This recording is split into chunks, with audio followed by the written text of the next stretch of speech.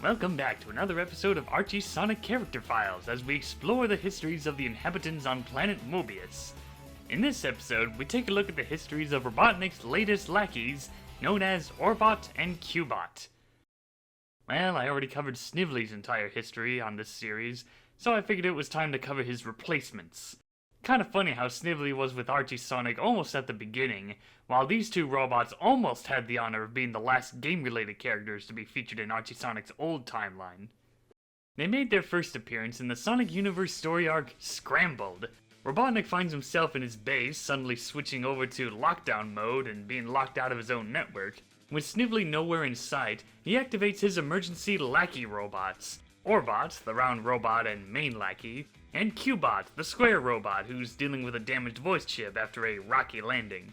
After they help Robotnik regain control of his base, Cubot discovers a video file made by Snively that was sent to the Dark Egg Legion Grandmasters, claiming that Robotnik had been defeated and that he was disbanding the organization. Outraged by this act, Robotnik tells his new employees to activate the teleporters and bring all the Grandmasters to his base. He then proceeds to scold them all for believing in Snively, all while Orbot and Cubot serve them refreshments. After the meeting, they, along with Mecha Sally, head over to the Egg Stash Flyer and begin their quest to find and capture Snively. After causing havoc for the United Federation, they eventually find their way to Stormtop Village, where Snively has reunited with the Iron Queen and summoned the Iron Oni. While Robotnik goes up against them in the Egg Beater 2, Orbot and Cubot assist him by fetching his Omni tool to help sabotage the Iron Oni. After this, they would later assist Robotnik on his Death Egg Mark II while being on the run from Sonic and Team Fighters, as well as leaving some damage in the process, such as attacking Furville, another attempt to invade New Mobotropolis, and finally the Northern Tundra, where they launch the Genesis Wave once again. Which then leads into the whole Worlds Collide crossover. Now that Robotnik has teamed up with Dr. Wily to do away with their most hated enemies, these robots now have two doctors to obey to. And they do just that, attending to their needs, giving them updates on their robots, and helping with the construction of the Egg Wily Machine X. But despite all their efforts, they were not able to stop Robotnik from disrupting Sonic's Chaos Control after the Super Genesis Wave was launched. Which now leads us into the new timeline of Archie Sonic, where they are once again Robotnik's lackeys. Their first mission was helping their boss capture a group of aliens known as Wisps, so that he could harness their Hyper-Gohan energy for his latest scheme, but they would soon be thwarted by Sonic and his friends. Then the whole Worlds Collide crossover happens, and after that, they are now stranded in the African plains, after getting out of what's left of the Egg Wily Machine X. They are then rescued by Robotnik's Egg Army, only to be chased down by Gun. With the Eggmobile severely damaged, Robotnik distracts the soldiers long enough for Orbot and Cubot to hijack a Gun aircraft for their boss. Eventually, they make it back to the Death Egg just in time to see the planet be torn to shreds, thanks to Robotnik's dirty work. After that, it was business as usual for these two bots, keeping things in order while providing updates to their boss, Orbot providing some sass, dealing with Robotnik's wrath, and Cubot does his job as well. While the planet is still in shambles, Orbot and Cubot would later accompany Robotnik to help move forward with his latest plans, by traveling with him to the planet known as the Lost Hex, to enslave the Zeti, only for those plans to backfire once Orbot destroys the conch that was keeping them at bay. Turns out it wasn't Orbot's own doing, but was actually Sigma from the Mega Man X universe, who has traveled to Sonic's world thanks to the Genesis portals, and is now taking control of the little robot. After Robotnik agrees to his demands for a new body, Orbot is free, and Sigma forces Robotnik and Wily to assist him in his plans for conquering all worlds. And as you would expect, Orbot and Cubot would once again assist the two doctors. Meanwhile, in the Sonic Boom universe, Styx the Badger leads Mega Man X, Zero, and Axel into Robotnik's lair, where they encounter this universe's version of Orbot and Cubot. Despite their attempts to scare them, they didn't want to face the wrath of Zero, so they reluctantly helped the group by using one of the inventions made by their version of Eggman to create a Genesis portal so that they can leave this dimension. After an epic battle and the defeat of Sigma, everyone is sent back to their worlds from where they left off before the crossover started. Orbot has discovered that the conch has gone missing from their inventory files, and Robotnik decides to put his plans for the Zeti on hold and go back to his original plans for building Eggman Land to gather up all the Dark Gaia energy. After this, they would help Robotnik track down Metal Sonic, who had gone missing for a while, calling up Robotnik's egg bosses for a meeting, and showing off the results of what happens to those who dare fail or disobey, with an egg soldier now paralyzed thanks to a command Robotnik activated in their cybernetics. But he does have the commands to unparalyze them. Well, if he feels like unparalyzing them. The last time we see these robots would be near the end of the Shattered World Crisis. Orbot plays a video message sent by the Tails doll that Sonic and the Freedom Fighters have succeeded in gathering up all the Gaia Keys and Chaos Emeralds. The two robots are ready to call it a night, believing that it's all over and that the planet will be restored, but Robotnik isn't ready to throw in the towel just yet. He commands them to set up calls and communications with his army to begin his plans for ultimate victory.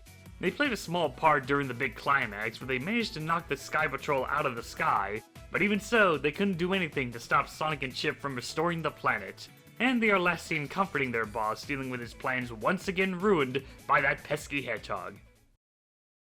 And that's the history of Orbot and Cubot, Robotnik's robot assistants. Much like Cream and her family, these two guys have had the least amount of changes when compared to their original game counterparts. Orbot is mainly the lead henchman with some sass, and Cubot is the unintelligent one. And just like his game counterpart, Cubot starts off with a damaged voice chip with random accents.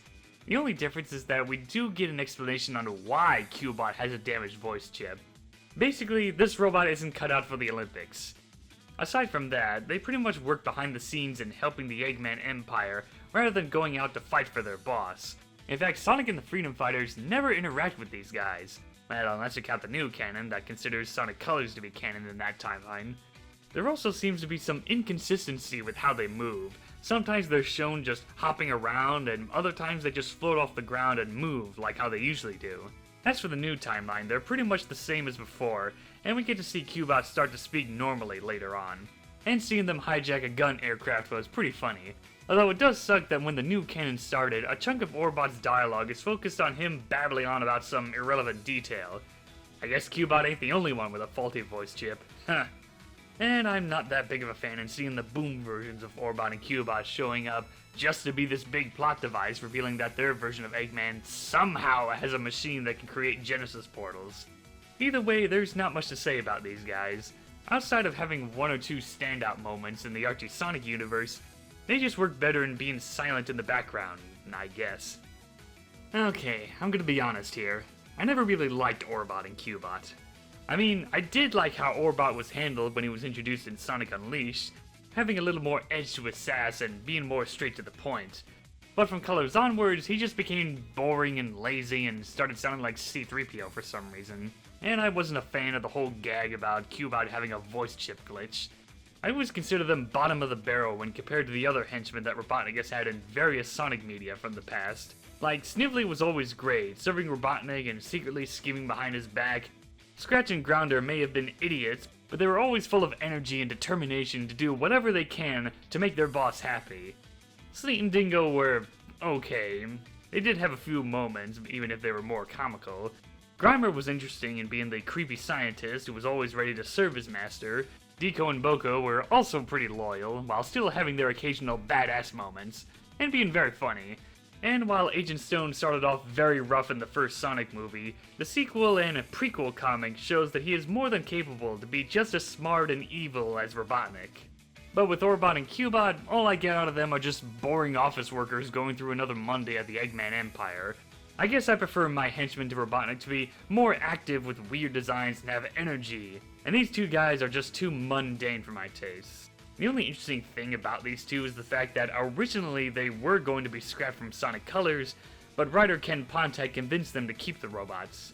And apparently they continue to show up in other official Sonic media, so I might as well quickly go over the other counterparts.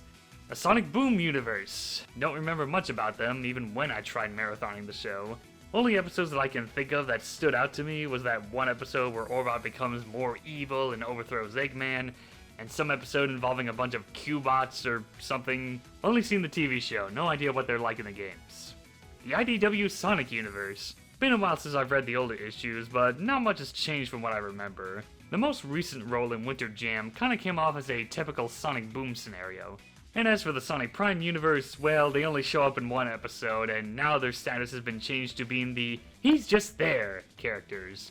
Maybe they'll actually do something in future episodes, but I doubt it. So despite showing up in various official Sonic media, and the fact that we've been stuck with these guys for over 10 years now, I still don't care about any of these versions for Orbot and Cubot. I know they have their fans, I'm just not one of them. Well, that wraps up this character file, so until then, I gotta juice! It appears they have taken the legs right from under us. Quite impressive, really. I don't have legs! Neither do you, dude! Don't remind me, dude!